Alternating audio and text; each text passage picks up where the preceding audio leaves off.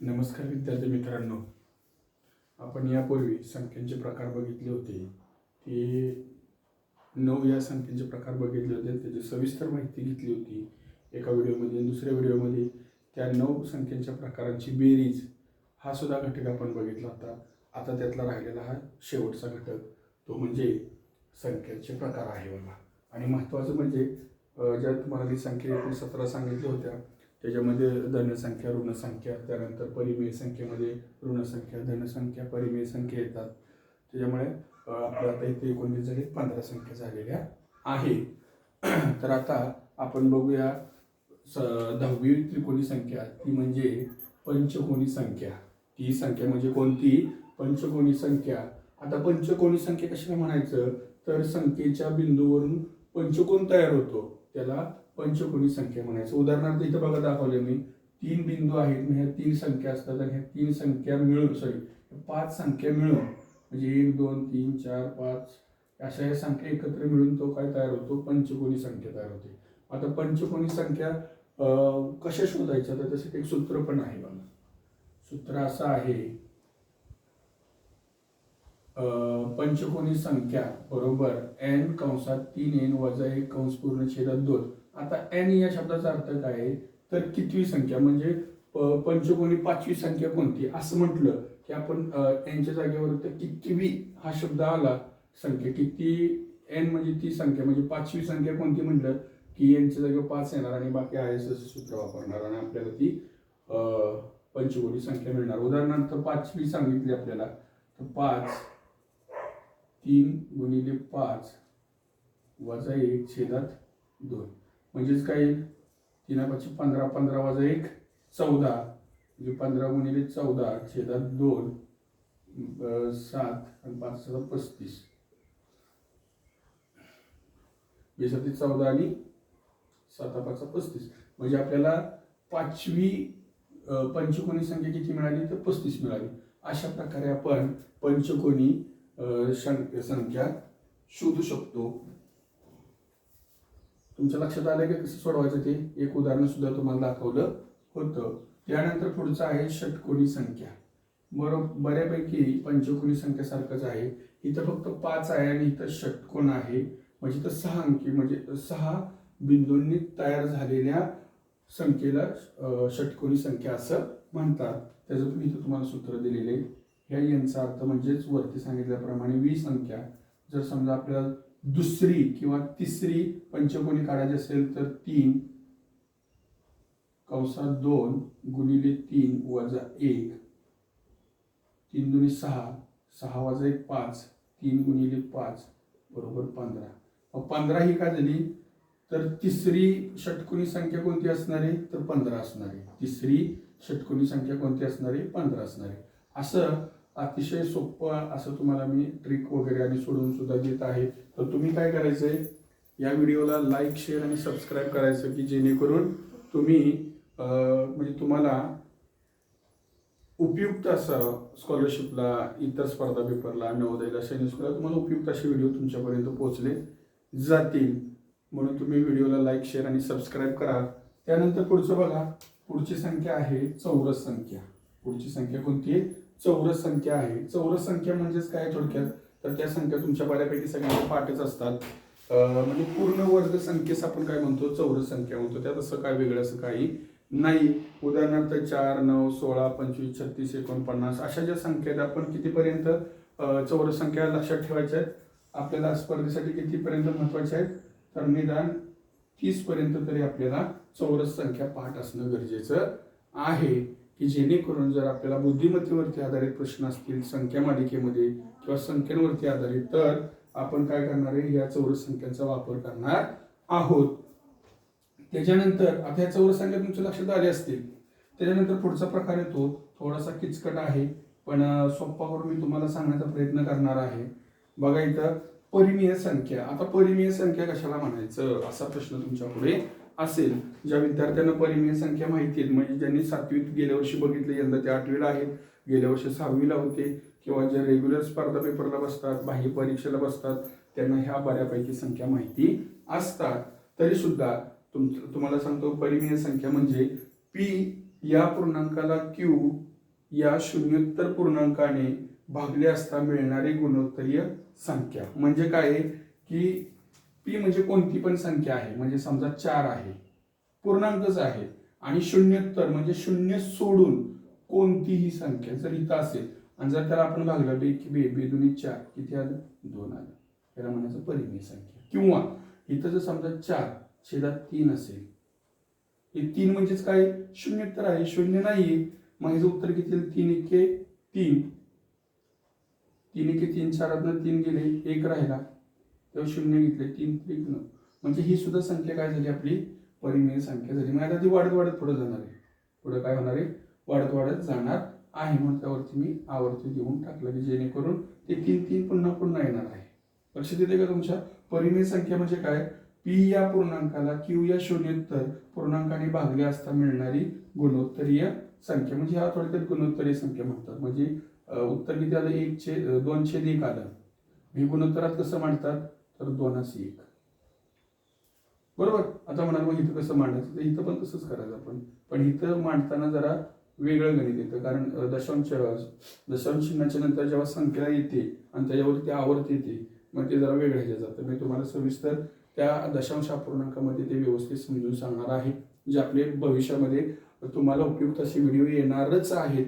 तुम्ही त्याचा फायदा घ्यायचा आहे आणि तुमच्या मित्रमैत्रिणींना तुम्ही सांगण्याचा प्रयत्न करायचा आहे. मग परिमेय संख्येची उदाहरणं बघा काय आहे, म्हणजे परिमेय संख्या कशाला म्हणायचं ते आता सांगितलं होतं. पी छेद क्यू म्हणजे Q is not equal to 0, म्हणजे क्यू हा कधीही शून्य असणार नाही. छेदस्थानी शून्य जर असेल क्यू तर ती परिमेय संख्या असणार नाही.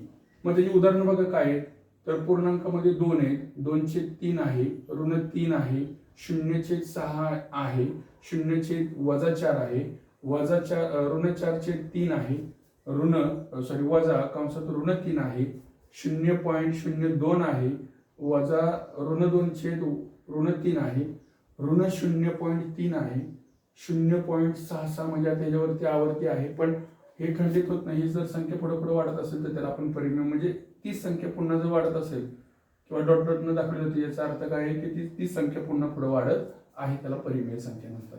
त्यानंतर बघा 0.3527 म्हणजे इथे डॉट डॉट, याचा अर्थ साधी संख्या पुन्हा पुन्हा येते.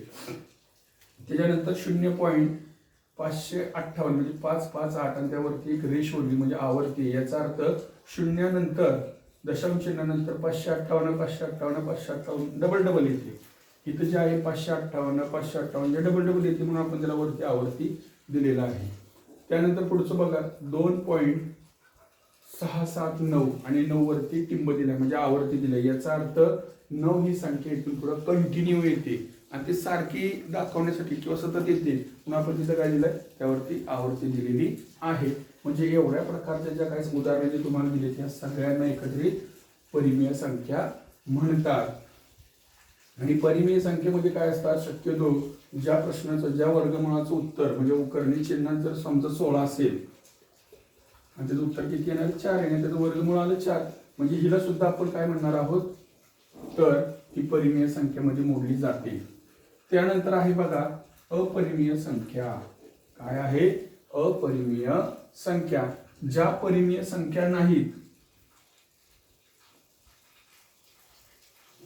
ज्या परिमेय संख्या नाहीत म्हणजे सगळ्या एवढ्या सोडून जेवढ्या राहिलेल्या आहेत, इथं जेवढी उदाहरणं दिलीत एवढी सगळी उदाहरणं देऊन ज्या राहिलेत त्यांना एकत्रित काय म्हणायचं अपरिमेय संख्या म्हणायचं. उदाहरणार्थ बघा वर्गमुळात 2, वर्गमुळात 3, वर्गमुळात 7, पाया म्हणजे आपल्याला हे वर्तुळाची जेव्हा उदाहरणं येतात 2 पाया वगैरे, मग त्यातला हा पाया आहे. याचं सुद्धा काय असतं, याला सुद्धा काय म्हटलं जातं अपरिमेय संख्या म्हटलं जातं. आता ज्या अपरिमेय संख्या आहेत त्यामध्ये कर्ण चिन्ह 2, कर्ण चिन्ह 3, कर्ण चिन्ह 7 आणि पाया, जर ह्यांचा विचार केला तर ह्या कसल्या तरी तर मूळ संख्या आहेत. काय त्या मूळ संख्या, म्हणजे कर्णी चिन्हात जर मूळ संख्या असतील किंवा वर्गमुळात जर मूळ संख्या असतील तर त्यांना आपण परिमेय संख्या म्हणणार आहोत.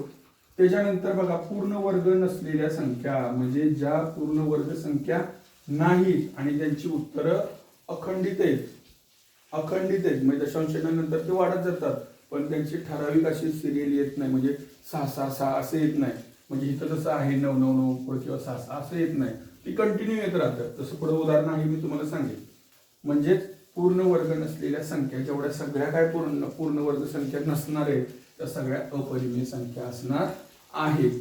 त्यानंतर आता कोणते बघा, इथं वर्गमुळात 2 ची किंमत किती 1.414 आणि त्या डॉट डॉट केलं, याचा अर्थ पुढं ती वाढत असणारे फक्त सेम अंक असणार नाही. तर इथं काय होणार आहे, वेगवेगळ्या संख्या वाढत जाणार. इथं काय होणार आहे, इथं लिहून ठेवतो तरी पण म्हणजे तुमच्या माहितीसाठी,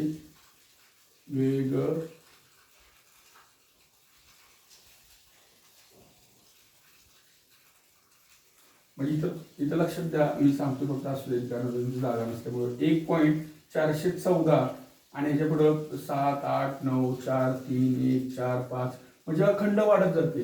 त्यांना खंड पडत नाही, त्यांना काय होत नाही, खंड पडत नाही, पण ते अखंड पुढं त्याची संख्या तयार होते. त्यानंतर वर्गमुळात 3चं पण उत्तर काय आहे 1.735 डॉट डॉट डॉट, याचा अर्थ 5च पुढे जात नाही. तुम्ही म्हणाल सर इथं तुम्ही 6 सांगितलंय, पण 0 नंतर 6 हे कंटिन्यू वाढत चालले.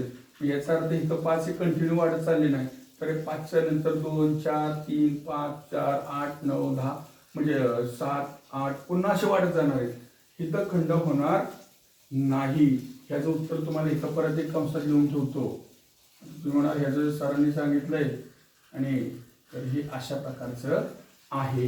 इथं सुद्धा काय आहे, या 7 वरती रेष किंवा टिंब देतो. याचा अर्थ काय असणार आहे, ते 7 पुन्हा पुढे येत राहणार आहे. आणि इथं 5 ह्याच्यावरती रेष नाही किंवा 4 ह्याच्यावरती रेष नाही किंवा टिंब नाही, याचा अर्थ इथं वेगवेगळ्या संख्या पुढे येत राहणार आहेत. त्यांना आपण काय म्हणायचं, अपरिमेय संख्या म्हणायचं आहे. अपरिमेय संख्यांना अखंड अनावृत्ती असते, म्हणजे त्यांच्यावरती आवर्ती नसते. म्हणजे आवर्ती नसते म्हणजे अशी टिंब किंवा अशी रेष नसते, ती फक्त वाढत असते पुढे. बघा उदाहरण दिलं 0.387424 डॉट डॉट डॉट, म्हणजे अशा अनेक पुढे वाढत जाणार आहे. 7.56135 डॉट डॉट, म्हणजे तिथून त्या संख्या पुढे वाढत जात आहेत. एक अखंड आहे, पण त्यांच्यावरती काय नाहीये, अनावृत्ती असतात, आवर्ती नसते. अपरिमेय संख्या अखंड आणि अनावृत्ती असते म्हणून त्यांना अपरिमेय संख्या म्हणतात. त्यानंतर पुढचा प्रकार आहे तो म्हणजे वास्तव संख्या. ऐकले तुम्ही भरपूर वेळा वास्तव संख्या, किंवा काही जणांनी ऐकले नाही, असो काय हरकत नाही. वास्तव संख्या म्हणजे सर्व परिमेय संख्या, आणि सर्व परिमेय संख्या व अपरिमेय संख्या यांना एकत्रित आपण काय म्हणतो, वास्तव संख्या असे म्हणतो. कारण आता कसं झालं, तुम्हाला मी एकूण 17 ते 18 संख्या सांगितल्या होत्या, पण त्याच्यामध्ये काय झाले 15 झाल्या. आणि त्याच्यामध्ये ते धन परिमेय संख्या, ऋण परिमेय संख्या, वर्ग संख्या, घनमूळ संख्या, ह्या ज्या आहेत त्या काय तुम्हाला तिथे लिहून दिल्या नाहीत, त्या कारण जनरली सगळ्यांच्या असतातच. आणि त्याच्यावरचे प्रश्न जे काय असतात ते आपण वेगळे त्यांचे सेपरेट असे टॉपिक घेणार, की जेणेकरून तुमची अडचण किंवा तुम्हाला समजणार नाही असा कोणताच घटक राहणार नाही. आणि जर मी शिकवत असल्यानंतर काय तुम्हाला जर अडचण वाटत असेल, काय समजलं नसेल, तर मला तुम्ही कमेंट करा किंवा मेसेज करून सांगा की सर आम्हाला हा घटक समजला नाही, मी तो घटक पुन्हा घेण्याचा प्रयत्न करेन.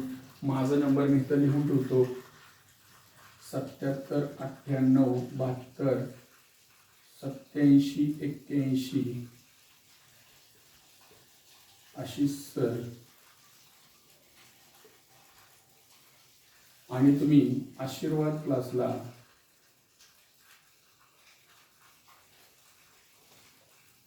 आणि तुम्ही त्या ठिकाणी काय करा, आशीर्वाद क्लासला लाईक शेअर आणि सबस्क्राईब करा.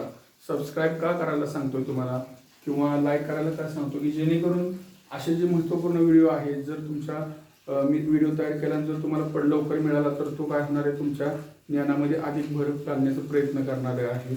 आणि हा व्हिडिओ तुम्ही जास्तीत जास्त विद्यार्थ्यांपर्यंत पोहोचवा, की जेणेकरून त्यांनाही हे घटक सोपे जातील, समजायला सोपे होतील, आकलन करता येईल. आणि आकलन एकदा व्यवस्थित झालं की आपल्याला त्याचं प्रश्नपत्रिका सोडवत असताना व्यवस्थित उपयोजन करता येतं.